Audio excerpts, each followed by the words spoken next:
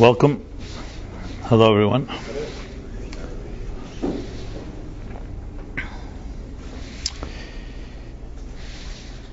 From time to time, one has to acknowledge,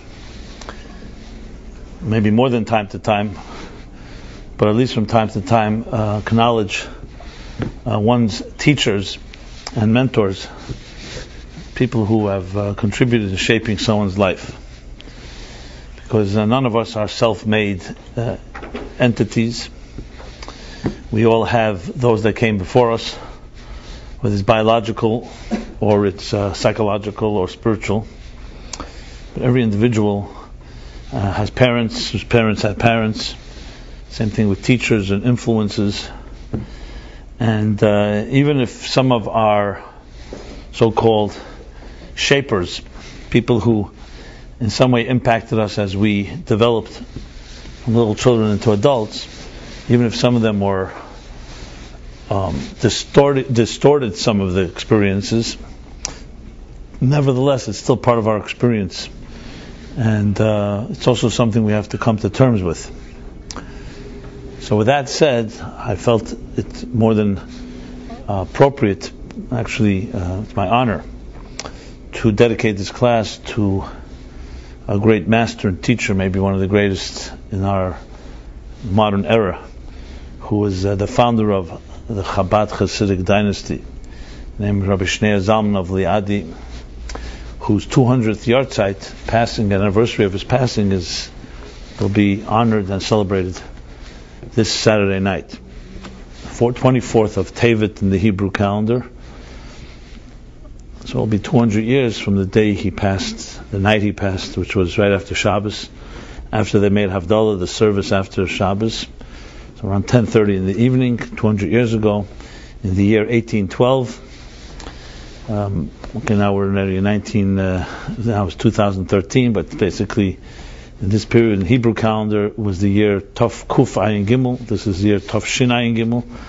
He passed away, and but he left not just students and successors, but he also left a tremendous body of work, which is called Chabad Chassidus. In addition to that, he's also left a Shulchan Aruch, a code of Jewish law that he wrote. And most of these teachings, I would say, are some of the best kept secrets, mostly unknown to the modern world. Yet, I'm firmly confident to say that should it be known to the world, it would be radical and revolutionary in its effect and impact on the human condition and how we see life, each of us in our own way. And these teachings are as relevant today as they were then.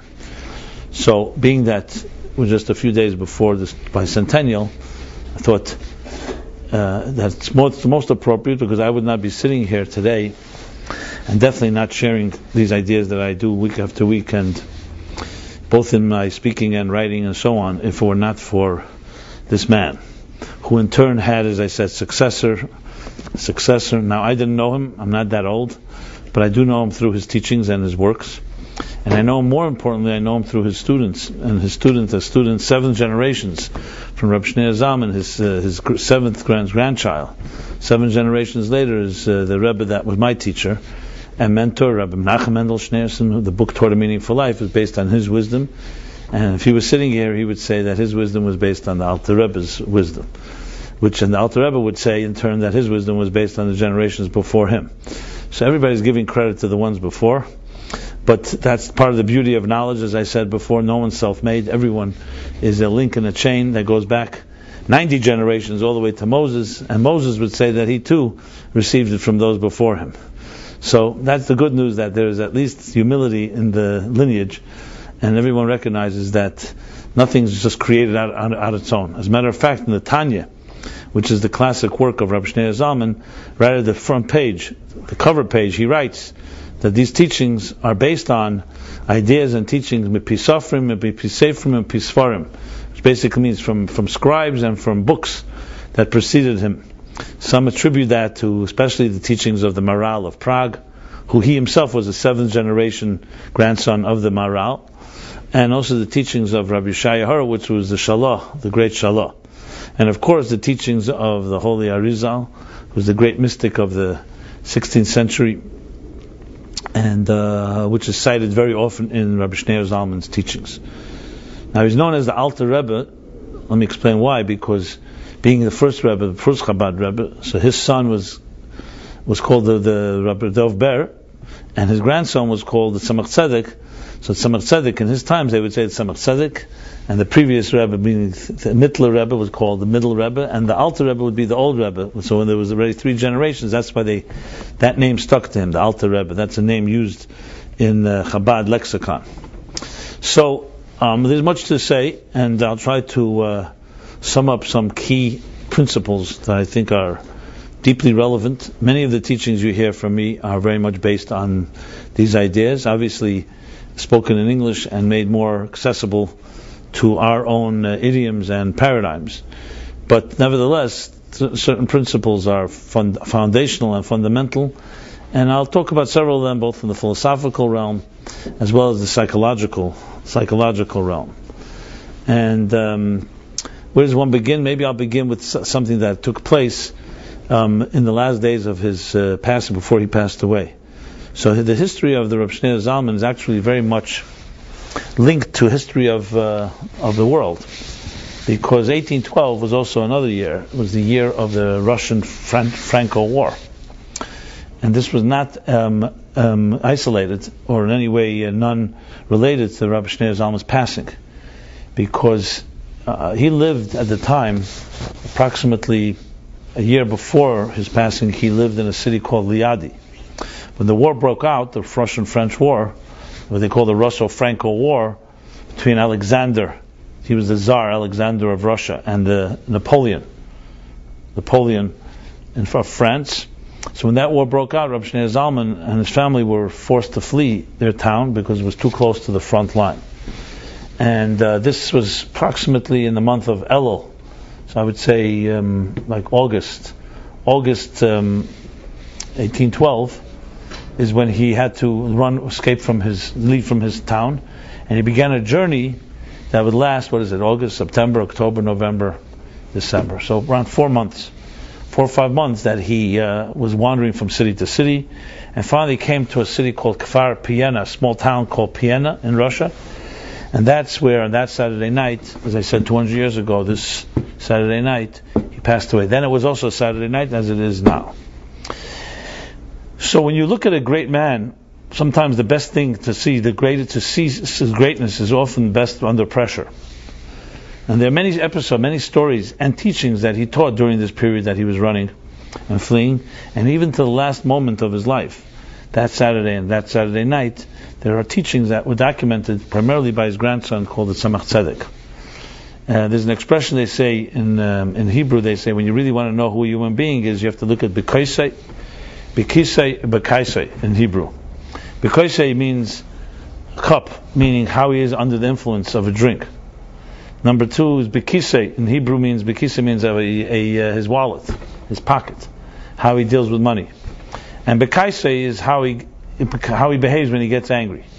So in Hebrew, Bekaisei are very similar words, 3 different words, but they sound similar. So that's symbolic of, we want to look at a person, you don't look at him when he or she is just in regular mode, because regular mode, we all know how to put on a nice face, or at least some people know how, and we all can fake it basically. You want to really see someone, you want to see them under the gun, you want to see them under pressure.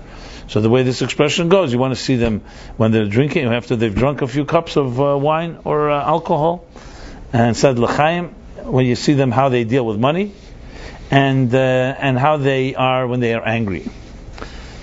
So the Alter Rebbe, obviously you have a different caliber human being, but nevertheless in his own way was also under pressure here, and running for his life, and having to deal with all those challenges. And there are fascinating episodes of what took place in the last few hours of his life, and definitely the last few days. Some of his greatest teachings actually were written and taught that period. So I want to just share just a few of them, because they're very fascinating. Because another great thing to see when you look at teachings, which always, as a young man myself, I was always looking and reading philosophical ideas and all kinds of literature and books. There's always one thing always bothered me, was what was the human being that wrote this material? If I met that person, would I like that person? It's one thing, some people write brilliant ideas, but then you find out who they are, you find out what kind of life they lived, and how they treated their families, and you don't necessarily want to be friends. So it's one thing to write things, it's another thing, just like I said, all of us can put on a good show. A person with a brilliant mind can write brilliant ideas. But it's a far different thing when you meet them and see whether it's integrated in their lives. And you want to see how they behave. So interestingly, as I said with Rabbi Shniur Zalman, the Alter Rebbe, there's documentation of the things that took place in these last days of his life. And you see not just his teachings, you see his personality. And that, in many ways, is far more, in my opinion at least, resonating and truthful than just the teachings. I'm not dismissing that teachings can be very powerful, but when you see the person, and this is a person I would like to be like, this is a person that is a model, refined, that is not only his mind is refined, but also his behavior, it's a whole different type of story. That's a person you want to be a student of. Other people, you may want to learn something from them, but you don't want to be their student, you don't want to be associated with them. So that's just a thought. And throughout history we have many books, great books written, but we know very little often about the people who wrote them. And then we do find out, not always very pleasant, can also be quite disturbing. You find out about certain people, you like books that have changed your life, and you find out what kind of life they lived. And it's not that always very pleasant. It's like finding out that your therapist or your teacher was a lowlife and doing all kinds of who knows what, even though they left you a legacy and you learned something from them. So then we have to deal with, of course, the statement of discarding the peel and retaining the fruit. So, of the episodes that are documented from the Rabbi Shniur Zalman, a few that come to mind was obviously he was a great scholar and a great teacher, and had written by then Tanya, and he had literally, some say hundreds of thousands, if not tens of thousands for sure, hundreds of thousands of students. And he had left already those that appreciated his teachings. Remember then we're talking about the 19th century, the early 19th century, late 18th century, that there wasn't technology as we had it today. So whatever was spread in certain limited circles. But those that were affected by him were dramatically affected. And he reached people, he captured people's minds and hearts. So one of the things was after the Shabbos was over that Saturday night, which was just maybe an hour before he passed away. So his grandson said that he was praying, he was leading the prayer service, the evening prayer service, and then the Havdalah, and he said that because he knew that his grandfather had very little time to live, so the tune that he used while he was saying the prayer was very depressing, called in Hebrew Morosh Chera. Very depressing tune, very sad tune, because he saw that his grandfather, his great Rabbi Alter Rebbe, was breathing his last breaths. So the Alter Rebbe waited till he finished the prayer and called him over and told him a Torah, an idea, a thought that he had heard from his teacher, the Maggid of Mezrich. And the verse Kamara Adam, that the image of a person sits on the throne. It's a verse in the book of Ezekiel. And he said, my teacher, the Maggid, taught us. What does it mean, the image of a person above? It means that the image of above is defined by how we create an image below. The attitudes that we assume in our lives are what shape our destiny, and they also shape our heavenly destiny. So he was basically telling him that if you sing a tune that's very depressing, you're creating a depressing future. And that and basically telling him that no matter what life is about, you have to always have an attitude of what you want to happen with your life, not what is going on with your life. Essentially. So even in these last few minutes of his life, he taught his grandson, who himself became a great giant. And a lesson to all of us. When we are overcome by challenges, especially painful situations, everybody can be forgiven for sighing and for complaining when they're in difficult situations. It's part of life. You say, we complain and we feel sad. But here's a lesson in life. When you feel sad, even though you may be entitled to, and I'm not dismissing that, you also create sad energy. And sad energy begins to become part of your life. So there's two things going on. Besides the events that happen to you that may be sad, your attitude can contribute to it as well. And he was basically telling the Tzemach Tzedek a lesson in life, that if you go with a joyous attitude, even though he understood fully well why he was sad, you will create positive energy as the future unfolds. And even in moments like this, you also have to remember that. In other words, don't think that just because you feel sad, it's meaningless. It affects the heavens themselves. That the image above is shaped by the image below. So our so-called human attitudes shape the archetypes and the cosmic archetypes of what we look like in heaven. And when we are sad, that also helps define our own destinies.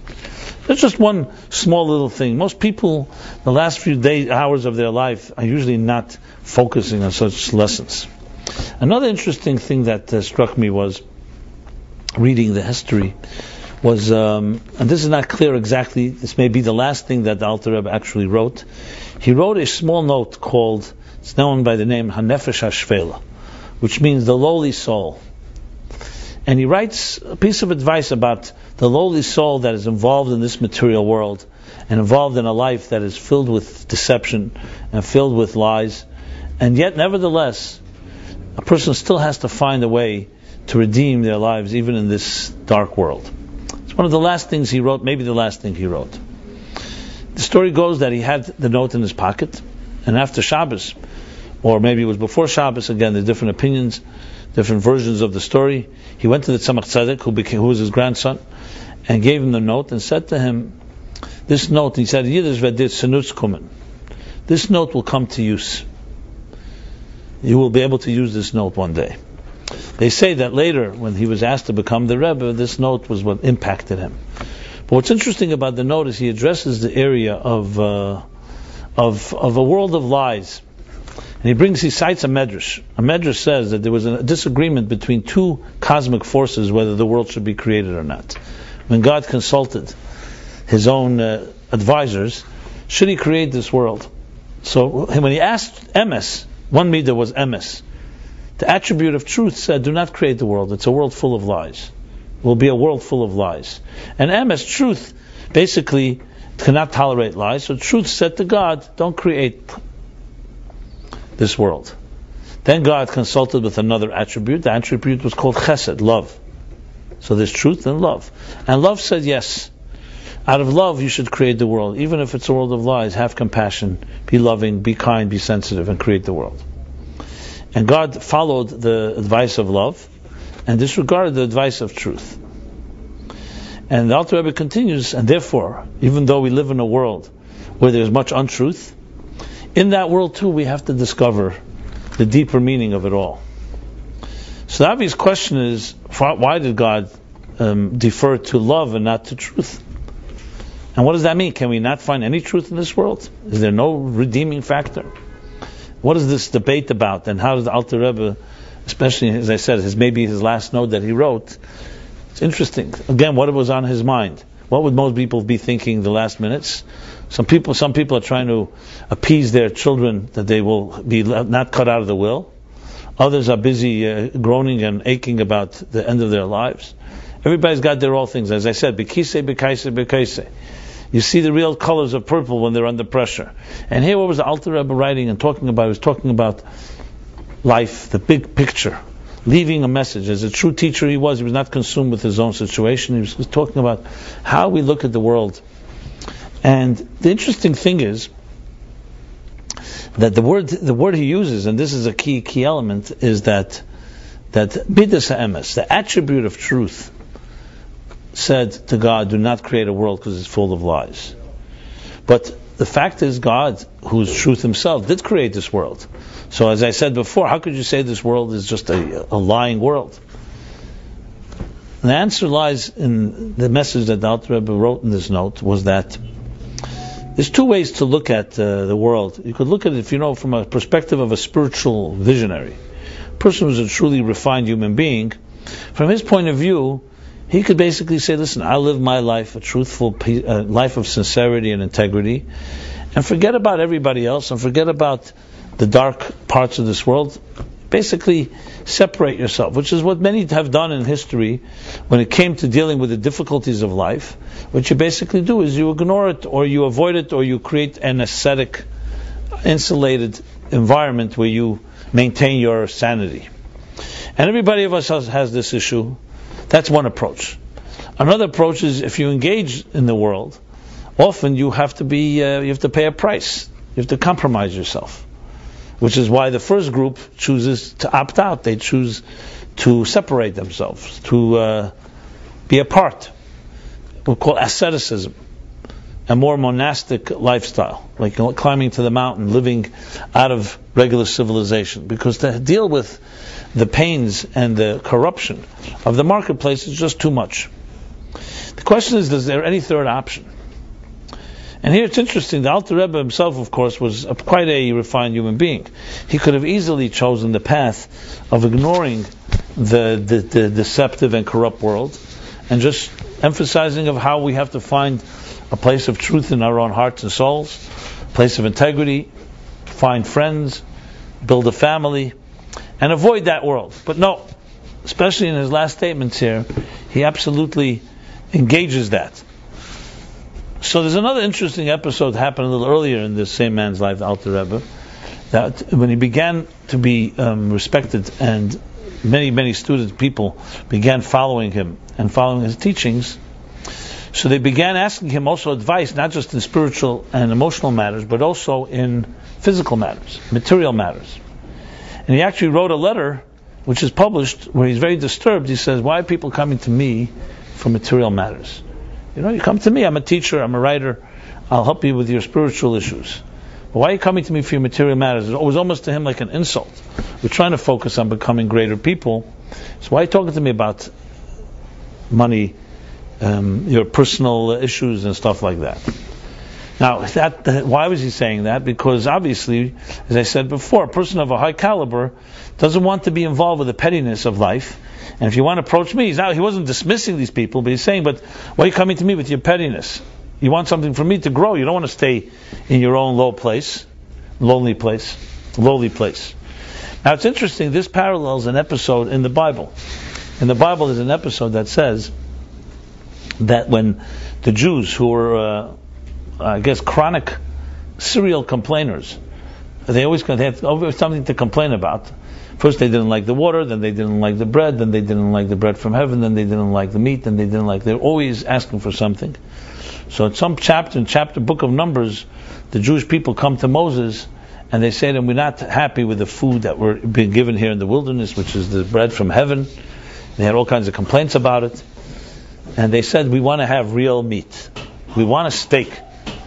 We've been in this wilderness for so many years, we want to have finally a normal dinner, basically.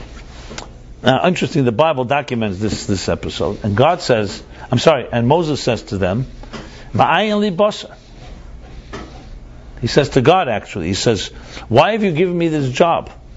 You asked me to bring the Torah and give them the Torah, you asked me to take them out of Egypt. Look at me, look at this. I'm coming to become a babysitter. They now want meat, and they're coming to me for meat. Ma'ayin, where do I have meat from? This episode is documented in the book of Numbers, as I said, chapter Ba'alescha, 3rd chapter. And the story continues in a very mysterious, cryptic narrative. The Torah says that God tells Moses, gather the elders of Israel, the sages and the elders, Vatzalti, and I will impart from your spirit onto them, and they will in turn speak to the people, and they will have meat. These verses are very strange. What is going on here? I mean, meat doesn't come with imparting spirits. That's teachings. Why? What's going on? What's behind the scenes here? So I don't know if any of you remember, but I wrote a few series of articles on this a number of years ago. The story here is actually the essential story of our lives, because it comes down to this. If a person lives a spiritual life, you can argue that spirituality basically trumps materialism, in the sense that if you want to be spiritual, you have to give up part of your material life. Because these two are antithetical to one another. To be focused on your own material needs. And matter by definition is defined by time and space, by the here and now, by things that are tangible, that things that are dying and very impermanent. Spirituality is defined by transcendence, by forces that are beyond the here and now, by bigger picture, by immortal ideas, and so on. And the two seem antithetical. So Moses' complaint was very, very obvious. You sent me, I could try to help them their spiritual matters, but where am I supposed to get meat from? But the question is also asked, and this is also from the Alter Rebbe on a cosmic level. We live in a material world. Is this material world redeemable? And there are actually two opinions in Jewish thought about what the ultimate reward will be at the end of days. The disagreement is between Maimonides and Nachmanides, Rambam and the Ramban. The Rambam holds that being that spirituality is superior to materialism, so though we live in a material world and God wants us to fulfill His will in this material world, but materialism can never relate to spirituality. He actually uses an example. He says, just like a blind man, someone born blind can never appreciate colors, matter can never appreciate spirit. So though there's a stage where our bodies and our material involvements have to be rewarded for whatever good deeds we did in this world, but the ultimate reward is spiritual reward, not material world. Souls without bodies. That's Maimonides' opinion. So the end of it is that our souls will leave our bodies and maybe return. They will return for a short period of time to get their reward, but then the future of our history will be souls independent of matter.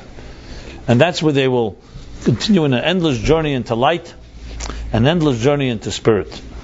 Nachmanides disagrees with him and says, no, the ultimate reward is the soul inside of a body. And the question is, what does the Ramban say to Maimonides' argument? Maimonides' argument is a very strong argument. Spirit is superior to matter. So the Alter Rebbe, the Yortzeit who we're honoring, and we're this Saturday night, 200th Bicentennial, explains that the reason for it is because Maimonides is right when you use logic and you think that spirit is superior to matter. But God is neither spirit nor matter. And why limit God to say that you can only experience God through spirituality, not through materialism? The same God that created the soul also created the body. So yes, it's true that materialism has its limits, but it also has its great power. And as a result, the ultimate experience of God is not just a soul without a body, but a soul and a body together, where each of them contributes, and each of them can contribute something that the other does not, which enters into a whole philosophical discussion of the power of this material world that's even superior to spirituality. You show me how many spiritual books say that. Spirituality is always seen as superior. Question is, what do you do with the body and its needs? So you have the ascetics.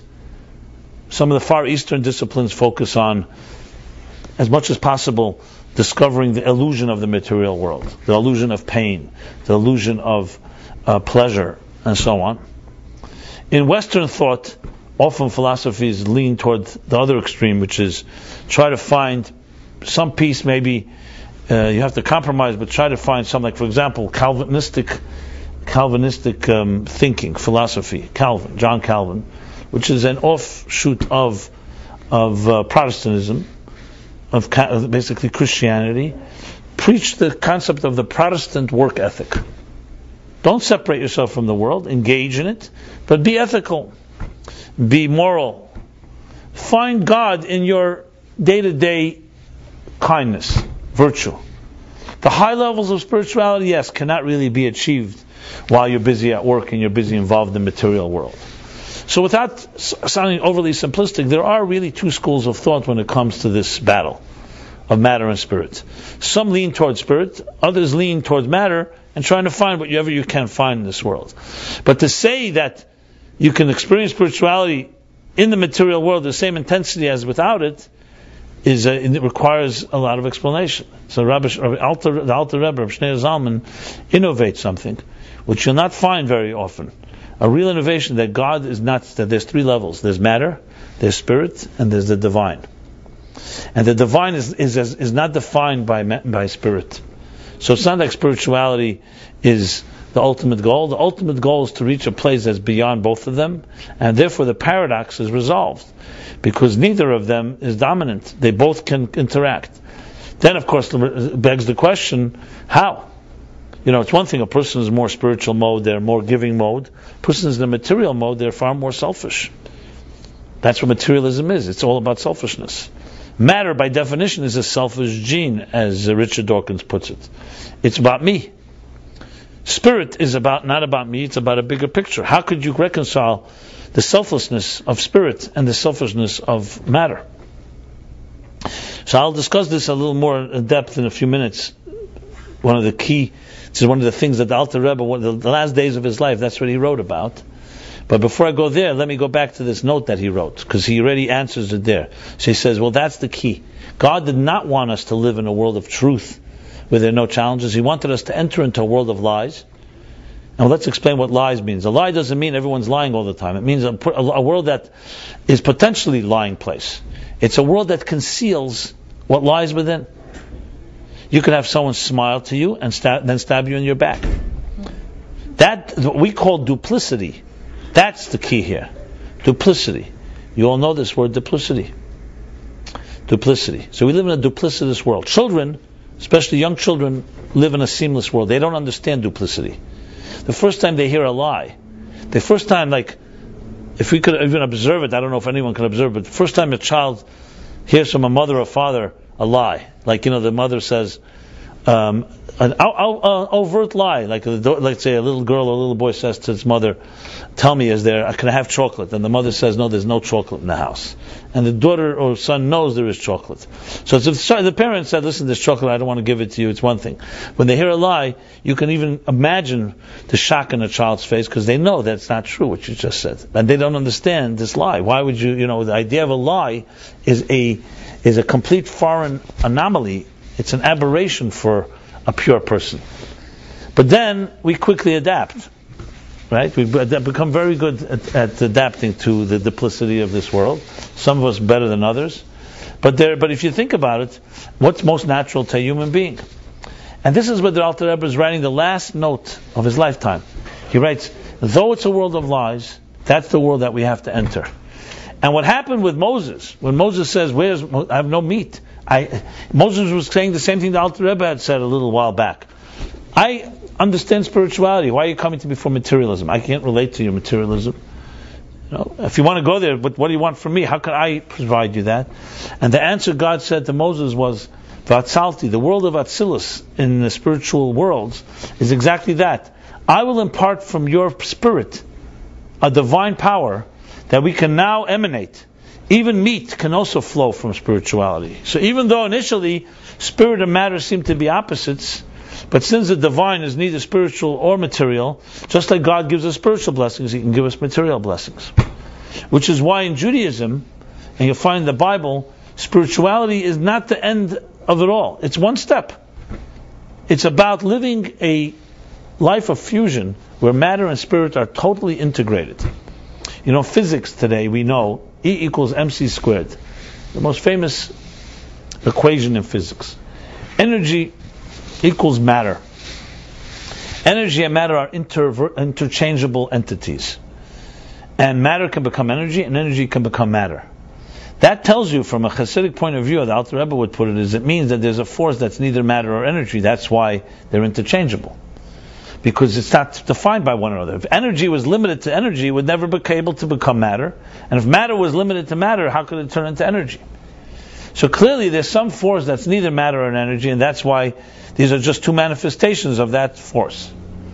So the Alter Rebbe writes, therefore, this is just like with Moses, that there's a world called Atzillah, that in the cosmic order, the mystics explain that there's a world that's like an interface between the spiritual realities of the undefined spiritual realities of the divine, and the defined and limited parameters of the material existence. And that's what happened during the time of Moses, that God gave an additional power, matter and spirit could meet. And interesting, the Alter Rebbe too, at some point he was looked down and almost despised people coming to him for physical matters, and then later he did accept to also bestow people with blessings also in material matters, which really means that he came to a level of growth where you come to realize that part of spiritual growth is also helping people in a very basic level. They say about the Baal Shem Tov, when he would meet people, he would ask them how they are. He would first ask them how they are in their material lives before he would ask them how they are in their spiritual lives. You'll often find people who talk to you a lot about all these sublime things and they forget to ask you if you're making a living. How's your health? How are the basic things in life? And in Judaism, both are critical and necessary because they both come from one source. So the Alter Rebbe says, yes, even in this world of lies, don't look down at it. Understand that it's only the midah of emes, the attribute of truth, the revelation of truth has a problem with lies. But if you go to God Himself, God created this world and concealed His presence and allowed it to be a duplicitous world in order for us to unwrap the veil and reveal the deeper truth even in a world of lies. You know, they say, Churchill said that in a time of war, the time of war, the truth is so precious that you have to surround it with an army of lies. You know, so don't get me wrong, I'm not making a case for duplicity here, but I want to just explain this in some deeper way. You know, we live in a world where, on one hand, as I said, there are truths, but on the other hand, there's also danger lurking. You know, you meet people, you never know who's a predator, you don't know who can hurt you, who will exploit. Even very fine people, under the right circumstances, become very destructive. So, as we grow through our own pains in life, trial and error, we build up our thick armor and we build up defense mechanisms. There's no one that is immune of defense mechanisms. Defense mechanisms are to protect. Now, that per se is not a horrible thing. I mean, we live in a world that is dangerous, and so it's normal that you lock your doors physically and also psychologically, that you don't lock your doors, you don't let people into your heart, into your soul, just because they want to go there. They have to earn their way. Where it becomes sad and tragic is where we lock the doors to the point we can't even open it anymore. Where it's so locked, nothing can get in and nothing can get out. And that happens often with extreme trauma, or even not extreme, a consistent defense mechanisms. You start becoming your defense mechanism. You become your masks. So there's nothing wrong with a person has a certain protective dimension, where, you know, initially someone comes over, you don't just open up. The person has to earn your trust, and vice versa. But the problem becomes is that we often become the thing we're protecting ourselves. We become the armor. No longer is it a protection, it becomes us.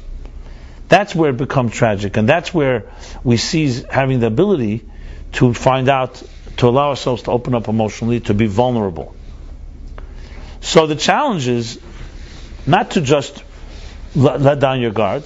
On the other hand, not to lock yourself up to the point where you never can get out.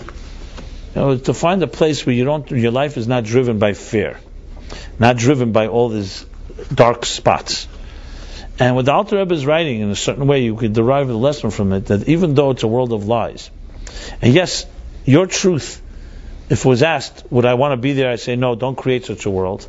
But then there's a higher truth that put this whole thing into place in the first place, that said, listen, I'm sending you into a world that can be dangerous, a world that can be duplicitous, a world that lies, people that lie, that people who constantly are compromising themselves and others, and yet don't give up on my truth, God says, because you have a deeper truth that you can discover even in this dark place. It's like a deeper light even in a dark place. So obviously it would be far easier to just follow the path of truth and not involve and not engage with a duplicitous world, but that's not the plan. The plan was you should enter the world, you know, we could write it and still maintain your integrity, which of course is far more complicated. We'd rather either be completely in a world of truth and not have to deal with this duplicity, or just throw the towel in and say, listen, I'll be like everybody else. But to maintain integrity in a place where there's no integrity is the hardest thing, but it's also the most purposeful thing. And it lies the heart of what Tanya is all about. It lies at the heart of Judaism's true message, and that is, no one's going to tell you, no, life is not easy. No one's ever going to tell you it's easy. But you were given the power to go into a dark world and bring light into it. Which means you have more power than the darkness around you.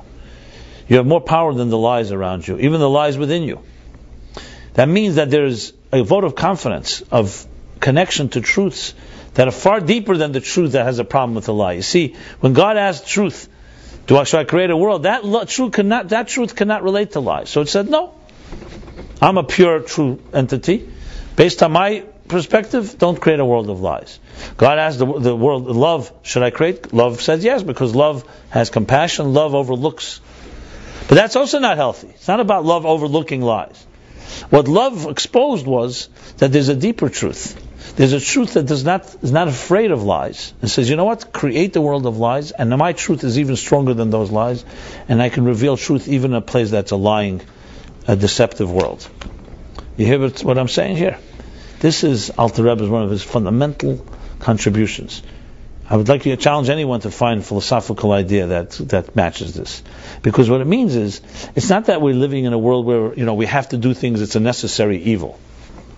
We're living in a world that God created the concealment, God concealed His presence, allowing for duplicity to be born, and at the same time giving us the power of a deeper truth that can even survive, and more than survive, thrive amidst lies. That's far, far greater strength. So it's one thing someone says to you, know what, let me ask you which is a bigger blessing. Someone say to you, I bless you, you should never face any challenges in your life. You should never face darkness, you should never face pain, you should never face loss, you should never be lied to, never face duplicity. It's a beautiful blessing, right? You'd all love such a blessing. But I'll give you a second option.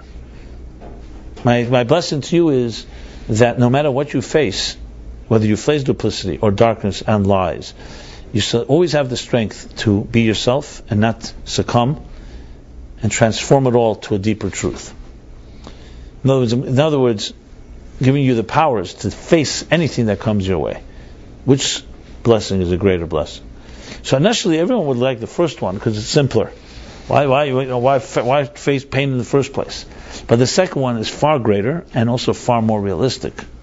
It means that no matter what happens, will come your way, you are indestructible. The first blessing is like, I will protect you from everything, but it doesn't mean you really have ever faced it. So what would happen if, God forbid, you will face a challenge? You may not be able to handle it. This is the essence of why a soul comes down to earth in the first place. The Alter Rebbe writes in several places.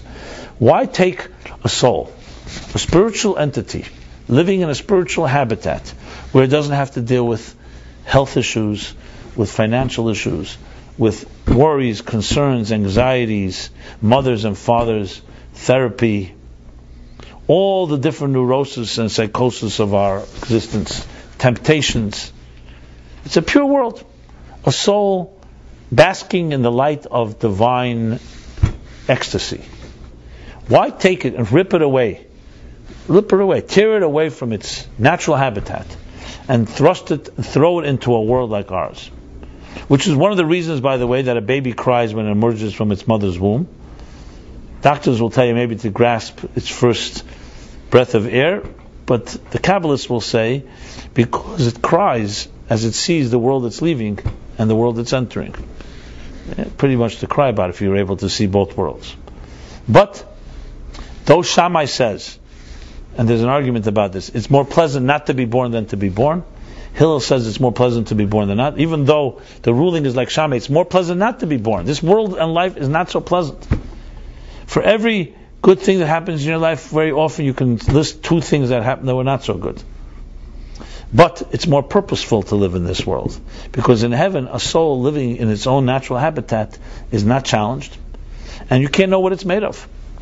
There's no, as I said before, you don't know until there's a challenge. You have no idea what it's made of. In this world, where things are concealed, and not that God is duplicitous, but God is definitely concealing Himself. So there's an element of deception going on. But it's a concealment only in order for us to bring out and elicit our deeper strengths to be able to overcome these challenges, knowing that we have a deeper truth, a truth that is not afraid of lies, like the midas emes, like the attribute of truth, a truth that is fundamental truth. You put me anywhere, and I'll be fine. Not only will I be fine, I will thrive. The Jewish people are a living example of this. Everyone bowed to Haman except Mordechai. And who remains today standing? The Jewish people are here. We have no idea where these Persians are, where Haman's grandchildren are. Even though it says his grandchildren started studying Torah in Bnei Brak. We say this in the Haggadah, but that's a separate story. So they ended up becoming Torah scholars. So there's a story in the Talmud that captures this idea. Rab Shimon Bar Yochai, I mentioned Moses, I mentioned Alter Rebbe, and there's a similar story. Rab Shimon Bar Yochai had to run away from the Romans because they had passed a decree that anyone who studies Torah should be put to death. Since he defied them, he had to run for his life, so he went and hid in a cave for 12 years, the Talmud says. He hid in the cave, there's a whole story, him and his son, where they got food from, where they got water from. This is Rab Shimon Bar Yochai that we celebrate and honor his yahrzeit on Lag BaOmer. And also the father of the inner dimension of Torah, of esoteric mysticism, Kabbalah, Zohar.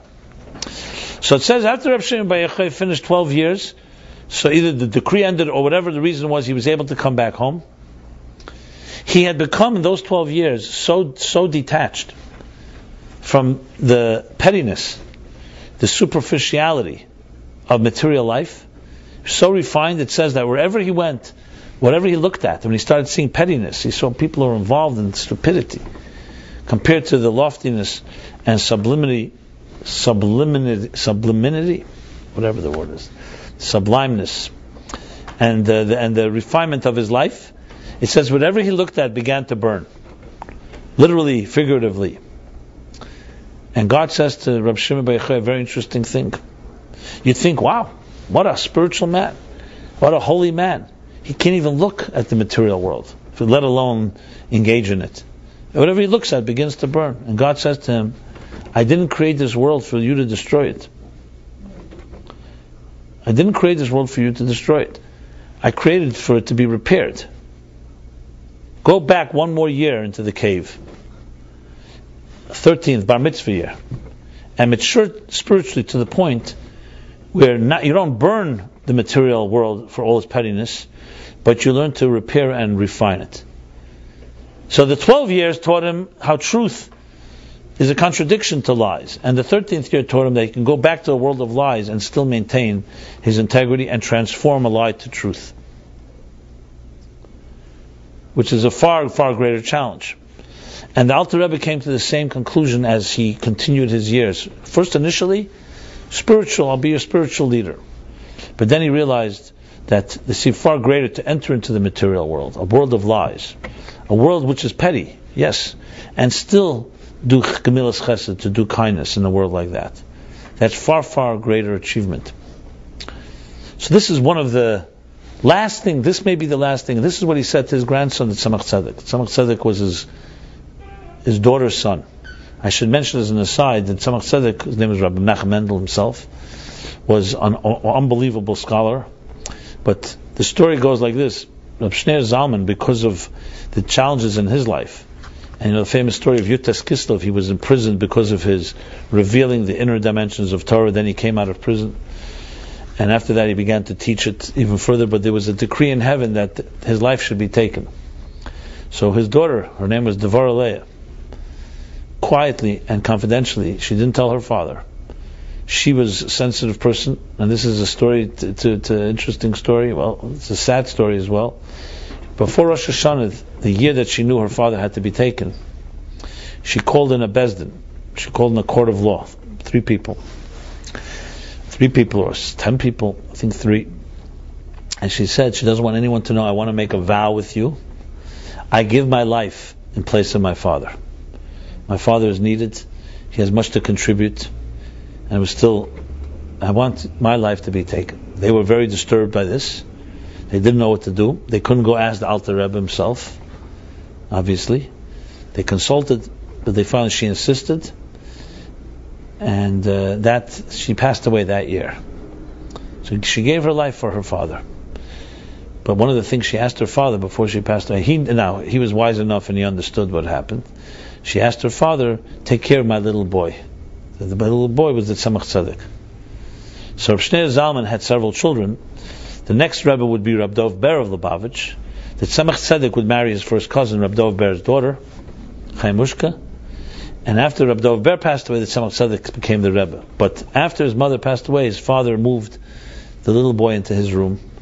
And as his mother asked, he fulfilled her last wish and gave special care to this Tzemach Tzedek. So it's an aside, it's not relevant to the particular story, but I just felt I should share that. And obviously everything has lessons in life, this I'm sure has ones as well. So the Tzemach Tzedek, when the Tzemach Tzedek, in the last days of his grandfather's life, when his grandfather said to him, I'm giving you this note, it'll come to use to you. So they say that when he would later became of age, and his father-in-law and uncle, Rab Dov Ber, passed away, and the Chassidim said, we want you to be Rebbe, he realized that's what his grandfather meant. It'll come to use, because you don't want to become Rebbe. Why would you want to have to deal with all the challenges of people coming to you for all kinds of demands? But this note made it clear that even in the world of truth, even in the world of lies, you have to enter and you have to do what you have to do. It's not good enough just to separate yourself and live in a spiritual realm. Which leads me to another story with the Alter Rebbe, which is very consistent with this theme. In those days, some people would live often in the same home. So his son, who was already married, lived on the first floor. The Alter Rebbe lived on the second floor. They were both immersed in their study one evening when the baby, one of the children of Dov Ber, fell out of the crib and began to cry. He was so immersed in his study he didn't hear it, but his grandfather, the baby's grandfather, meaning the father of Rab Dov Ber, did hear the cry. He came down, lifted the child, soothed him, put him back into his crib. And then he went to his son and said to him that if one learns Torah and does not hear the cry of a child, it's a big problem. A priority always has to be not your own spiritual growth, not your Torah study, not your piety, not your commitment. It has to be caring for another person. If you cannot hear the cry of a child, something is missing. Which of course itself carries volumes. It's the same idea, because if you're a spiritual person, hey, I'm involved in spirituality, let some nanny or babysitter take care of a crying child. I don't have time for these things. But if you're a godly person, and God is beyond spiritual material, then even your spiritual growth cannot blind you into thinking, oh, look how great I am. That focus of sensitivity, of always knowing that even the most mundane things, a child crying, not that it's mundane, but I mean to say it's simplistic relatively to your studies, you have to always know to hear that sound. Which leads me to another story with the Alter Rebbe, since we're talking about this man, that once on Yom Kippur, and Yom Kippur, of course, the holiest day of the year, the Alter Rebbe picks himself up in the middle of the prayer. No one knows where he's going. He goes to the edge of the town where there was a widow who was ill, and he prepared for her some food and some, and she should be able to live. Which again teaches the same idea. These are the greatest people in history, the people who didn't take their own spirituality so seriously. They didn't take themselves so seriously. They had what was called bittul. They had the idea of recognizing there's something greater than me, and greater, even not greater than my material needs, greater than my spiritual needs, which is a fundamental lesson in Judaism. We all know the story of the scouts. This is also a teaching of the Alter Rebbe, the story of the scouts. They refused to go into Israel. When they went, they came back with this terrible report that Israel is a land that consumes its inhabitants. And they caused the entire nation to cry that night and not want to enter the promised land that God had promised them, because it's full of giants, difficult, it'll destroy us, a land that consumes its inhabitants. So the question is asked, the Alter Rebbe asked this question, what's going on? These men that were sent by Moses were the greatest men of their generation. They were the leaders of the tribes. They weren't small people. And when they went, they were considered to be holy, kosher people. And yet they come back with such a report. They just had seen miracles of the Jews leaving Egypt. They saw Mount Sinai, the parting of the sea, Sinai, the miracles in the wilderness. Suddenly, God's promising for the last few hundred years to the Jewish people, starting from Abraham, Isaac, and Jacob, And for the 210 years that the Jews suffered in exile, that were going to the promised land, suddenly got cold feet. And their Alter Rebbe answers exactly the same answer. They were spiritual people, that was the problem. Because they were so lofty. If they were simple people, they would have just said, let's do whatever God wants us to do. Because they were so spiritual, they went and saw land, they said, hey, this is a land, this is the market, this is Wall Street. It's full of corruption. It's a land that will consume us. We want our spirituality intact. Let's stay in the wilderness, protected by God's clouds of glory, fed by God's bread from heaven and water from the Miriam's stone, Miriam's fountain. Why do we have to enter into a material world full of lies and full of corruption? So it was actually their spirituality that was their undoing. Because they were so great, they used their own minds. What was their mistake? No one asked you whether to go into the promised land. We only asked you is to figure out how to go in. No one asked a soul whether it wants to come down to earth. If you ask a soul whether it wants to come down to earth, it will say no. Just like if you ask truth whether it wants to enter lies, why would it say yes? Of course no. But no one asked the soul. God commanded the soul. It says, Al karcha chatachai, I compel you to enter into the body. Which is why a soul struggles its whole life inside of us. That's why we're restless. Restlessness comes from a soul that's not at peace in this material world. And if it gets too much at peace in this material world, that's trouble, by the way. That's called animal bliss. It's healthy to be restless because it shows it's a sign of growth. All healthy human beings are restless. I'm distinguishing restlessness and angst from anxiety. When it's too much restlessness, too much anxiety, that already is unhealthy. But too much resolution and peace is also not healthy. Every human being needs a measure of angst. Angst, I said, not anxiety. Angst means you're constantly looking upward and want a little more, especially in the transcendent and the spiritual realms. So, the soul doesn't want to come to this earth. It's like a flame. It's a flickering flame. It's a constant tension and resolution. And therefore the Meraglim were very predictable. They didn't want to enter into material world. But God said, I promised it. Not only I promised you this land, this is the land I want you to enter. Yes, a land that's difficult, and you have to struggle, and there's going to be lies, and there's going to be pain and loss. But I'm giving you the power to overcome it all. And when you do, you'll be far greater than the souls in heaven who never were faced this challenge in the first place. Because they would just remain in their own comfortable, so-called, naive, little insulated world. These are, what I'm just sharing with you is fundamental teachings of the Alter Rebbe. So let me add now, going back to the issue of how could matter be so powerful? I mean, everyone would say, you ask someone, we may be materialistic human beings, but most people are not going to say that spirituality is inferior to materialism. We just may say, you know what? Spirituality may be important, but I'm more interested in my material life. This you hear all the time. But no one's going to say spirituality is inferior. Actually, the Alter Rebbe does. And this is what he says. This is a letter that he wrote. I don't know if it's a letter, a document that he wrote. What the Tzemach Tzedek writes was Karev, close to his time of passing.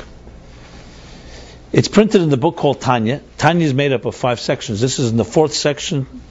Epistle, they call it epistle. Siman Chof section, the 4th section of Tanya, the 20th chapter, or the 20th subsection. Epistle, they call it. Epistle, how do you pronounce it? E-P-I-S-T-L-E. Epistles. Okay, it's one of these words you're not meant to say it, you're meant to read it, so. There's certain words that are just not... And he writes something that is mind-blowing, actually. But to explain it, let me just put it into the context. Everybody here knows what an ego is, right? We all have egos. Some healthier than others. Everybody's got egos, an ego. Most thinkers, I would say not most, I'd say all thinkers, will say the ego lies at the heart of most problems. If a person didn't have an ego, and let me define ego. Ego, I mean, not just a sense of self. That's healthy. By ego, I mean a sense of overinflated sense of self. Basically self-absorbed. Egocentric. Everything orbits around you. There's an expression in the Torah, it's called Ani v'av se'ed. I'm me and nothing else. Most people would not admit that that's what they're like. because it sounds doesn't sound very pleasant. But many people will say everybody else is like that, which really means that you also think you're like that, because what do you think? 7 billion people are this way except you. And when you look at, as I mentioned, Dawkins' book, Selfish Gene, some will argue this is a scientific fact. It's a biological fact that the gene, by its inherent nature, like any other species and cell in existence, is governed by the cardinal rule, survival of the fittest. This is classic Darwinian thinking. Different people take it to different extremes, but essentially that we are here, the only rule that matters to any species is to survive. Survival of the fittest means, what does it mean? It means dog eats dog. Whoever is more powerful wins. The more powerful predator, the more powerful hunter, the ones who are more shrewd, and the weaker ones will die. And this becomes natural selection of how the species perpetuates and grows and adapts to new environments, because that is the secret to all species. Self-preservation, self-perpetuation. If you ever read the philosopher called Schopenhauer, and when he describes love, you'll know you don't want to be married to him. He writes basically that love is total narcissism. There's no such thing as love as giving to someone else. It's all about me, and you masquerade in order to get what you need. Continues the same idea. Very stark and brutal take on, and depressing take on life altogether, Schopenhauer. And there are other thinkers that went along with this way. Obviously, they were not stupid people. They observed themselves, they observed others, and they saw, push comes to shove, like I said, bikaise. You can push somebody in the right circumstances, you find out how selfless they are. And you can make a case for this, big case. I'm not here to make the case this direction, but just to, by contrast, to show the Alter Rebbe's brilliant breakthrough. Let's make the case. You see today, you have stories of tragic stories of people getting caught in an avalanche or in a storm, and they're cut off from all food supplies. And it's a group of people. You have documented stories of them resorting to cannibalism, actually eating the weakest one, sometimes even killing the weakest one, or waiting. Some explain that when hunger begins to eat away at a person, you begin to do anything. You will become insane to find some food. So you can make the case, okay, well, as long as things are nice, you're not going to see people become cannibals. But when they're desperate, who knows?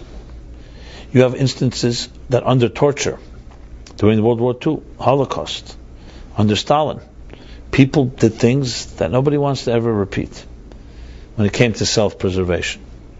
They would inform on their brothers and sisters and parents. They would let others go to die before they did. Things that none of us should ever be tested. Most of us would be repulsed and say, no, not me. Put me in that situation. No way. Yeah, but you think those people were in that situation and didn't think that way. And yet you see there are people, we know this also documented, that did not become capos and would not sell out someone else. They were ready to die, even if no one knew that they would sell someone out. Like they were told secretly, we won't tell anyone, just tell us. And they knew that other people were being put to death in order for you to save yourself. There are people, even if no one knew, they would not do that. So it's a different wiring. But what we see clearly is a case could be made for the Schopenhauer type of approach, which is the species pushed to its limit, pushed to desperation. People will do anything just to take care of themselves. And everybody in their heart, some people will admit it openly. They'll say, yeah, I think I am that selfish. However, I try to fight it. I try to balance it out, etc., etc. But it's definitely a philosophical perspective, and much more popular than people think. You're not going to hear anyone advocating it quite in this blunt way, because it doesn't sound very cool. But packaged, you read books read media, read many messages, they're basically telling us this. That you're only worth something if I have something from you. If not, you're worthless. That's a message I would say is pretty prevalent. Because no one tells it that way. But the way advertising works is we're selling you something. You buy this, then you're a better person. You sell yourself. You sell your soul. You'll be able to climb the ladder. And most people cannot really resist these temptations and this seduction because we are social animals. We want to be accepted. We have many fears and insecurities. So we give up some of our integrity in order to be accepted. And we'll do things that are not necessarily so beautiful. Even while we know that it may not be great. Even in the hope no one will find out. Or we start minimizing, it's very easy to justify ourselves. We find excuses. I'm not here to go now and look for a witch hunt to find out how selfish each of us is. I'm here to present an alternative approach. That's why I made such a strong case for the dark side, because you'll now see here what the Alter Rebbe does. But one more thing I want to say before I get there. So then most people would say, okay, I may not embrace this dark perspective on the human race, or on species, or on every human being. I will say that yes, it's true that many people are selfish and narcissistic, and push comes to shove, many people may stoop to places that no one would want to ever mention, unspeakable type of behavior. But that's because the ego and the sense of self is our enemy. So if it's not pushed to limits, self-preservation is a healthy thing. It's important to know you come into a building and you see a fire, God forbid, or some other danger. If you didn't have self-preservation, you wouldn't run to protect yourself. So to say that self-preservation is a destructive thing across the board, obviously it's not. It's important to be sensitive and be careful and protect yourself. But an overabundance of it, when it becomes only me, that's all about me, and nothing else, that is a destructive force. That is what religion, or philosophy, or morality, or ethics, or good education, or whatever you want to call it, comes to temper. It comes to temper the untamed, wild ego. That you shouldn't just become completely self-consumed. So a child may behave very selfish, and the parent will say, you have to share. When you get a little older, a healthy society will expect, it's not just about me, you have to be giving. But when the push comes to shove, as I said, someone will say, okay, but you could also say the giving is also for selfish reasons. I'm giving in order to be accepted. I'm giving in order to preserve myself. There are evolutionary theorists that say that every act of benevolence and philanthropy and altruism is all about selfishness. Because the gene knows that by giving and sharing, you become stronger. It's stronger to have a community around you. But it's still selfish. At best, many would argue, okay, so that's the battle to be fought. We have to deal with this ego, not make sure it doesn't get out of control. And that's why we have checks and balances. We have red lights and green lights. We have laws that protect people's interests. People's rights. So even though we live in the United States with all the Bill of Rights, and we have the freedom of speech and freedom of expression and freedom of press and so on, you still don't have the right to go hurt somebody. So these issues are battled in courts. When does freedom of speech infringe on someone else's rights, etc.? In most cases, the courts really defer to localities to determine these things. Let's say pornography. For example, child pornography or child molestation is pretty much a consensus that you don't have a freedom of expression just to do anything because you're hurting other people. It's also pretty much a consensus that if a person gets up on the bridge and wants to jump off, they'll mobilize all the fire department and the police department and not let him do it even though he has no family, and say, 1 second, it's my life, I can do whatever I want. Because this society has determined a person who's doing that, either he's unstable or it's destructive for society to have individuals doing that. You can make the argument, the libertarian argument. What do you mean? What right? You can't tell a person what to do. But I'm not getting now into the debate where your own freedom comes and infringing on others, etc., etc. I mean, now the debate about gun control, similar debate. The point I'm making here is that at best, someone will say that, at worst, we'll say we are absolute beasts, and just like predators in the wild, left to our own devices, we will kill, and we will be merciless in our name of our own survival. There is There are those that paint the picture of the human being that way. We're just billion-year-old bacteria. Bacteria deal only with their survival, so do we. So what? So we have a little intelligence that was like a quirk, some say. Conscience. I even read a writer that said conscience is a quirk of nature. It doesn't fit with evolution. Because if we didn't have a conscience, we'd be far more survival of the fittest. Like animals in the wild don't have a conscience. You ever hear a lion suddenly say, you know what, maybe not kill this animal because I have compassion?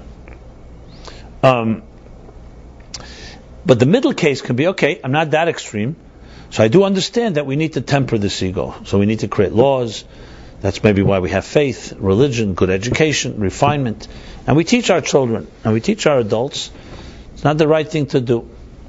But it's at best a compromising type of philosophy. What do I mean by that?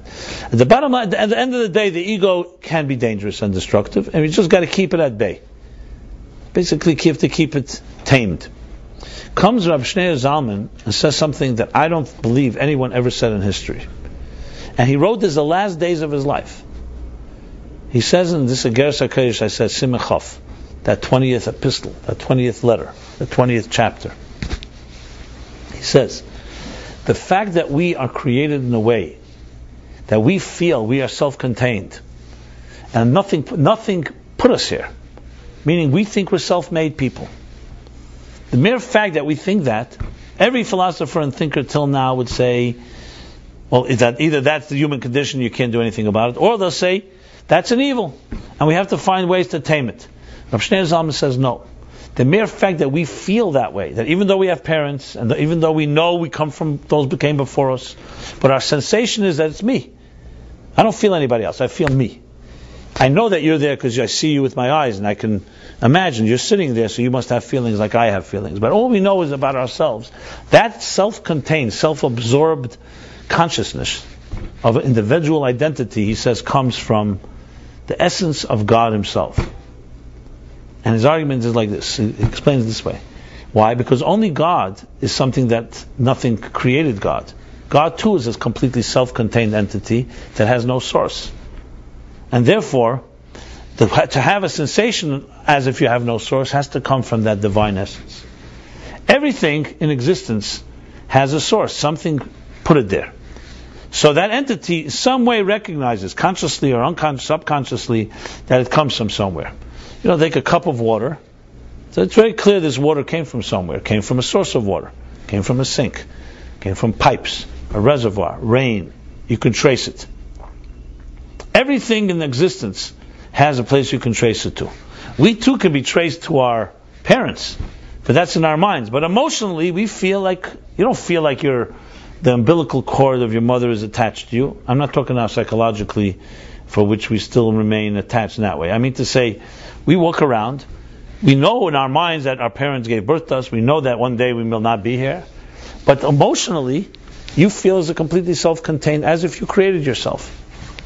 So the Alter Rebbe says that sensation actually comes from the divine essence, as he calls it, Mitziasim Atzmusei, the only existence that created itself, that has no cause, a causeless type of existence, is the divine essence.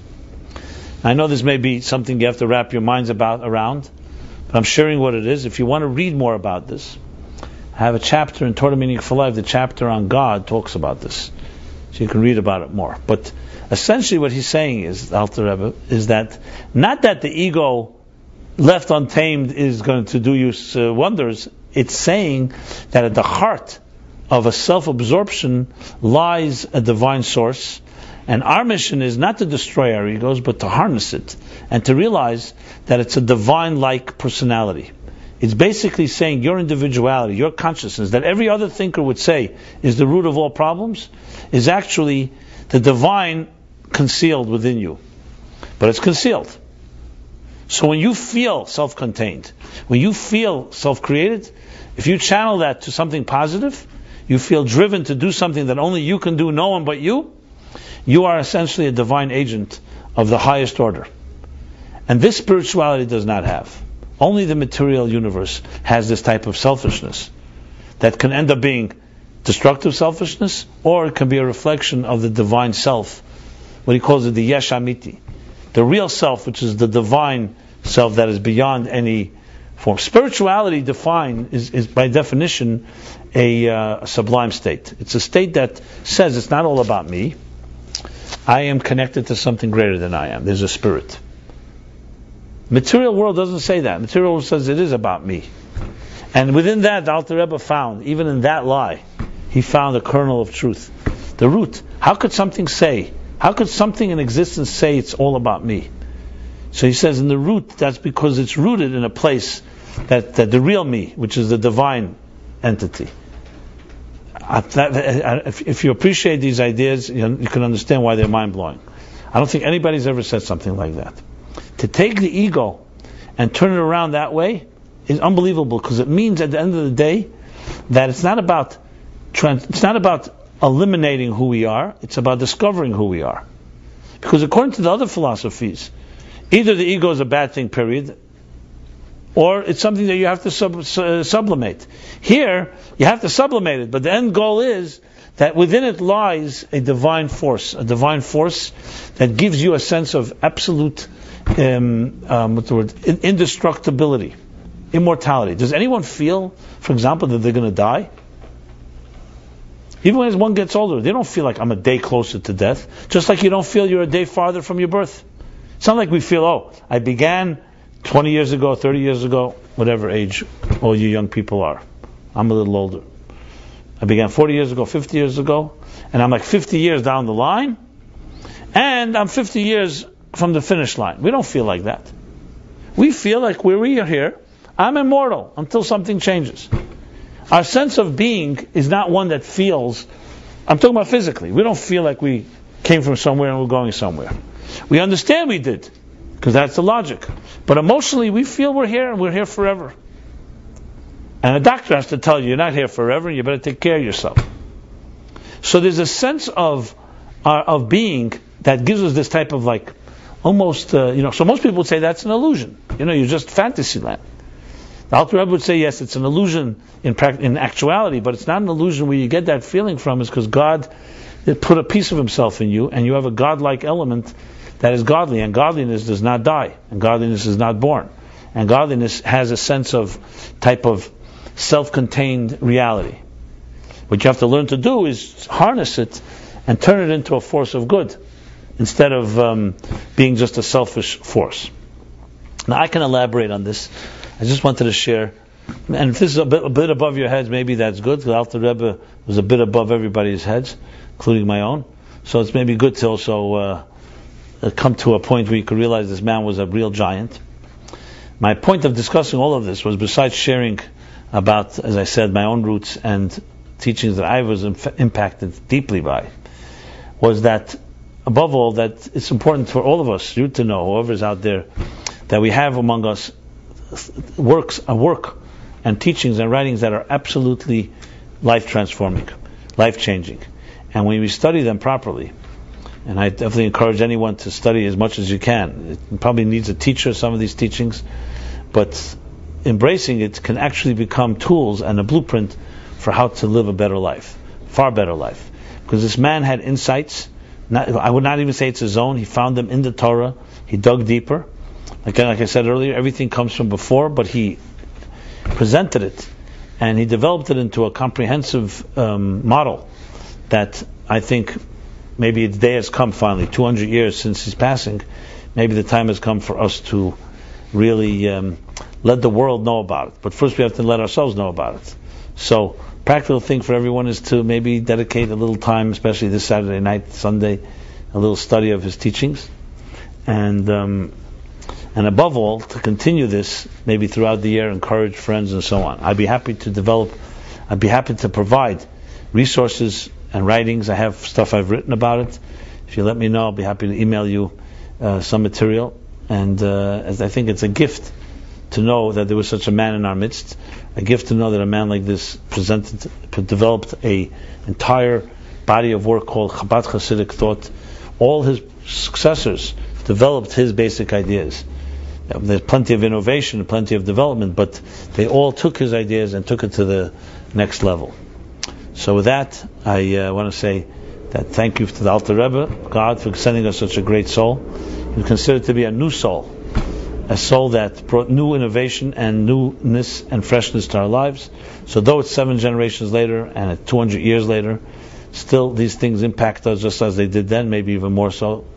And it's our role is to do whatever we can, and that's what I'm committed to, do whatever I can to bring these teachings outward, turn them into accessible life skills and tools and tool chest to be able to handle and address every aspect of our life, whether it's our ego, whether it's our relationships, whether it's pain, whether it's lies, whether it's truth, whether it's spirituality, whether it's materialism. So in the merit of this great tzaddik, we say there's a custom that we say that in the day of a yahrzeit of a tzaddik, when you say a few words from him, you farbring, you gather together, it's like giving him a pan, a pidyon nefesh. It's like giving him a note, asking him for blessings for us, for our families, for our extended friends and circles, for a successful year, materially and spiritually, and matter and spirit joining together, the third elusive dimension.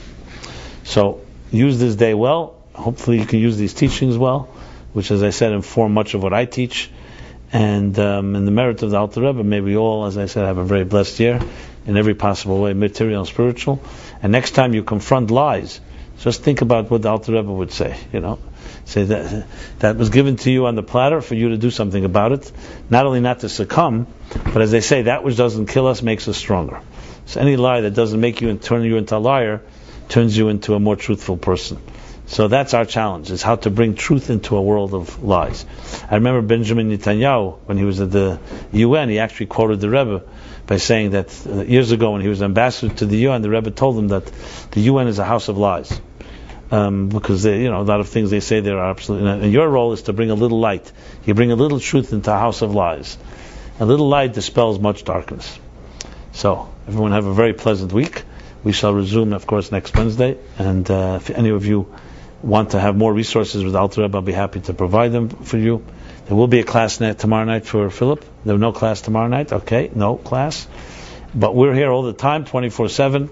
So if you'd like to access any of us, myself, Velvel, making you world famous Velvel. You can access us, Meaningful Life Center. We have plenty of new stuff coming up, and look forward to interact with all you beautiful souls wherever you may be. Thank you so much.